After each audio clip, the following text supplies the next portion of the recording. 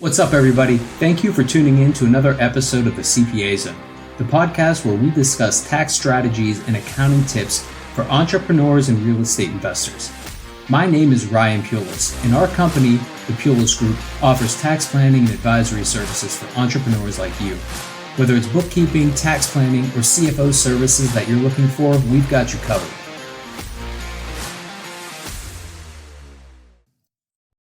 What's up, everybody? Welcome back to another episode of the CPA Zone. I'm your host, Ryan Pulis, and today we're going to talk and go through line by line of one piece of paper that always tends to raise questions, and that's your Schedule K1 from a real estate syndication. So last week we talked a bit about real estate syndications. This episode kind of piggybacks on that by explaining the K1 that investors receive when they're invested in a syndicated deal. So hopefully by the end of the episode, you'll understand what each major section means and some things to look for if you're a limited partner, an LP, or what to watch for if you're a GP, a general partner or sponsor. So let's dive in. So what is a K1 and why do you get one? So just a brief refresher. Most real estate syndications use an LLC structure that's taxed as a partnership. Partnerships don't pay tax at the entity level. They pass through items of income, deductions, and credits, and other important information to the owners. So you as an owner or investor, your K1, think of it as like your report card showing your share of the year's results. It's more like a sophisticated W-2. So the partnership files a Form 1065, and you as a partner receive a K1 and use those numbers to plug into your personal return on your 1040. So if you invested $50,000 or $100,000 as an LP, you're going to see a percentage of ownership reflected on the allocations on this K1. An important thing to note here is that often the cash you receive and taxable income are not usually the same. So depreciation can make your taxable income low or negative while you still receive distributions. So talk about how you kind of connect those dots in a bit. So let's talk briefly about the layout. Three key parts that matter. So part one is information about the partnership. It's got the partnership name, address, EIN. So you want to make sure this matches what you invested in. And if the K1 says amended or final at the top, there's boxes to check for that. Just pay attention. That could be important, especially if it says final. That means the deal wrapped up. You've exited and went full cycle. So that can free up suspended losses and you should have received your payout. Important information to pay attention to there. In part two, we have information about the partner. So that's you, the LLC member, the individual. If you invested through another LLC or your revocable living trust, that's going to have this information reported here in part two. It's going to show your share of profit, loss, and capital percentages. It's going to have beginning and ending. And then your share of any liabilities. So recourse, non-recourse, and qualified non-recourse financing. So this matters for purposes of establishing and tracking your basis and at-risk limits. It's also got a capital account analysis. So your beginning capital, any contributions made during the year, current year increases and decreases and distributions, and then your ending capital. So this is kind of a running tally, tracking your basis, your tax basis in the partnership. Then your share, part three is the last part. So that's where most of the information is. It's your share of current year items. So this is the grid of numbered boxes, 1 through 20. And that's where all the action goes. So your ordinary business income, rental income, interest, dividends, capital gains, Section 179, all of this information is included in these boxes. So the boxes that you're going to see most investing in real estate syndications is what we're going to talk about. You're not going to see every single one. In most years, not every box is going to be filled out. The primary ones are going to be box 2, that's net rental real estate income or loss. So this is the core number for most LPs in real estate deals. It flows to Schedule E of your 1040. Because real estate syndications are generally passive for LPs, those losses are typically passive losses and suspended. If you don't have other passive income, they're going to carry forward until you have passive income in the future or the deal fully disposes or goes full cycle. Don't worry if you fall into the passive bucket, though, because those suspended losses can be really valuable when it comes time to exit.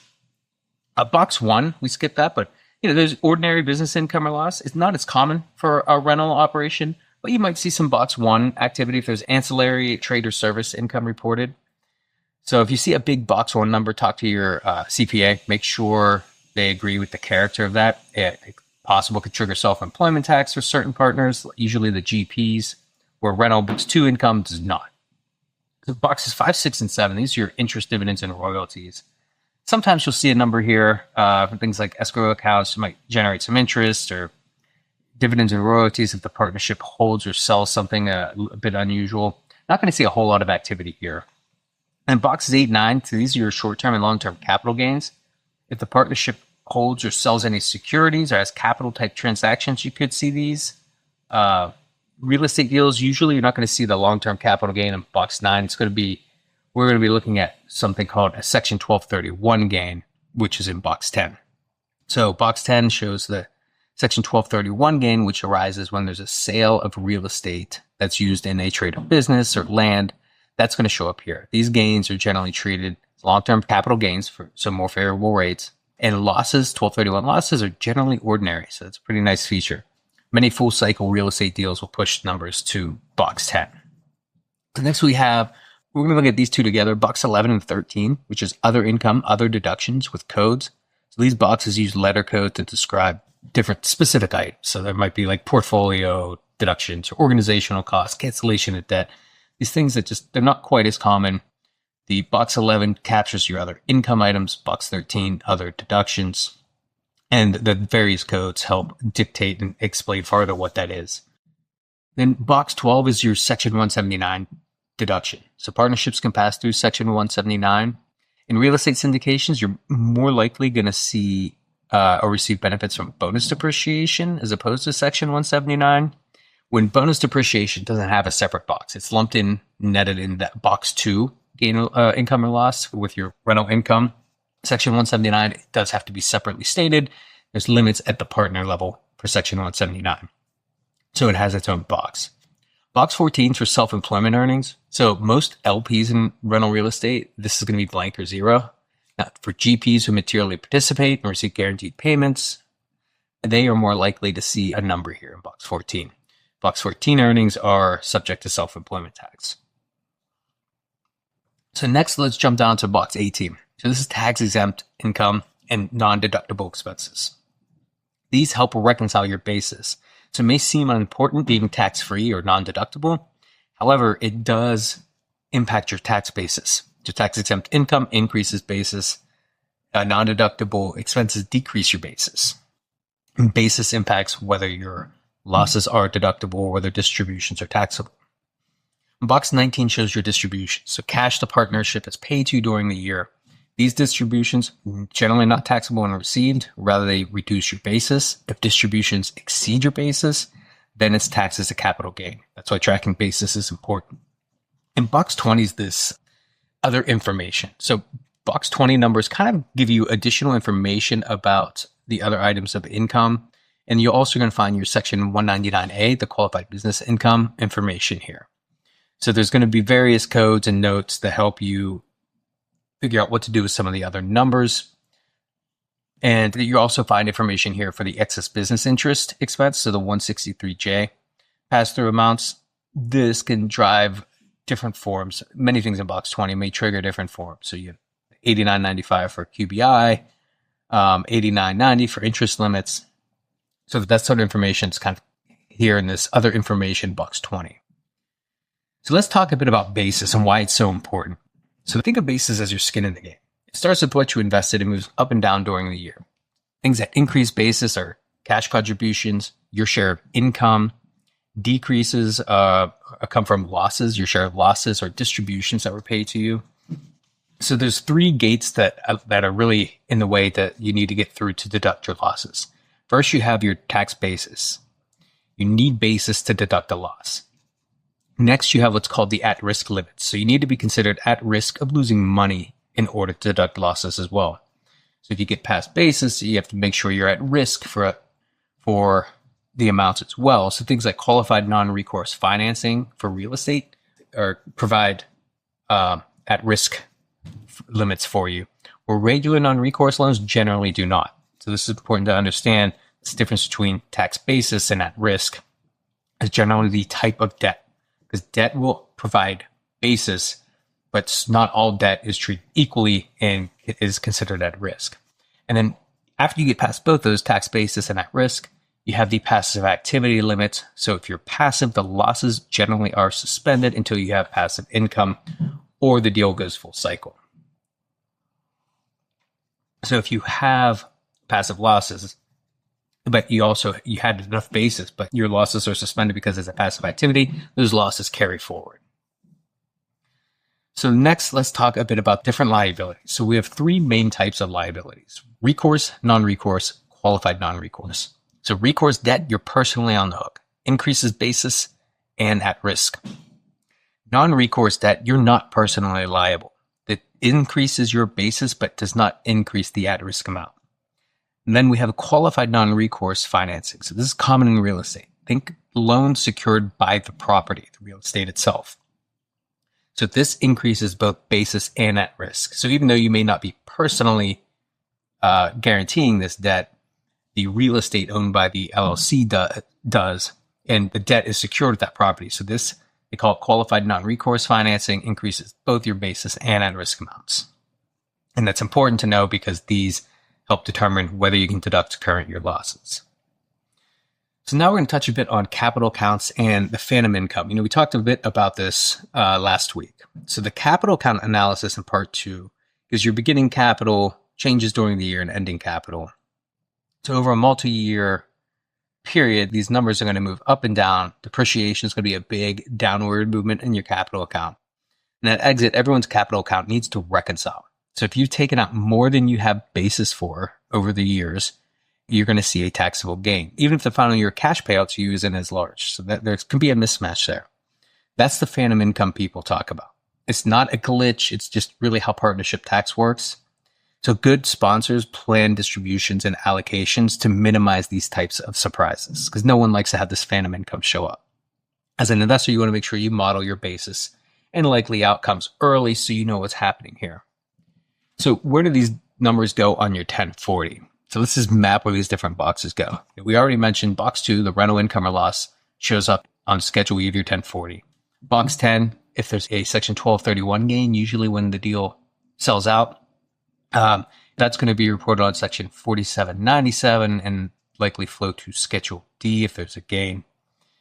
And then capital gains in boxes 8 and 9, those would be reported just like capital gains and losses from a brokerage statement. So Form 8949 in Schedule D, interest and dividends show up on Schedule B. And then you're usually going to have, if you're a passive investor, you have an 8582 that tracks your losses. So this form is really important. You want to make sure you know how much you have out there in suspended losses every year. Another thing that can come up a lot, if you have a deal that is operating in multiple states, you may have multiple state K1s in addition to the federal K1, which these state K1s can trigger non-resident returns. So don't ignore those. You want to make sure you're filing in all the appropriate places. So let's touch a bit on the different things to know for a limited partner versus a general partner.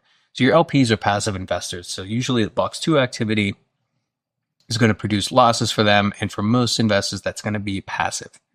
The LPs aren't going to have self-employment income, while a GP, a general partner, often may see something in box 14 triggering self-employment income. GPs, whether the rental income or loss is passive or not, it's going to depend on their level of involvement.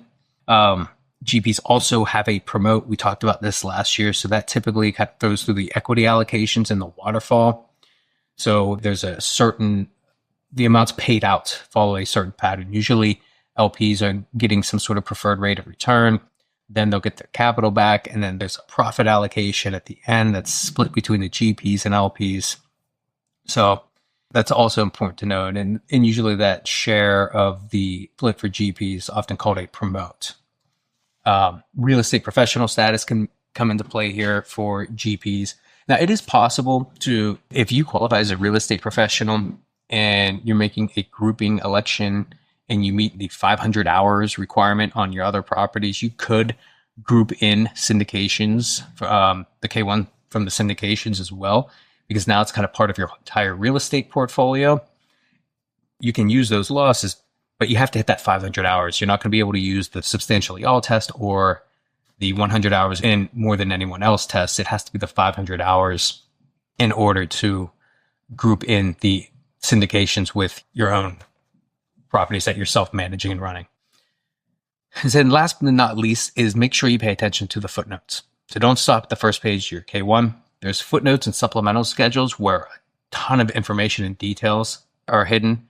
So make sure you, or more than likely your CPA is getting the entire K1. Don't just give them page 1. There's a lot of valuable information in those footnotes. So that make sure, ideally you understand it, but also definitely make sure your CPA is getting all of the information and footnotes that come with your K1, especially bigger deals, so much valuable information in there.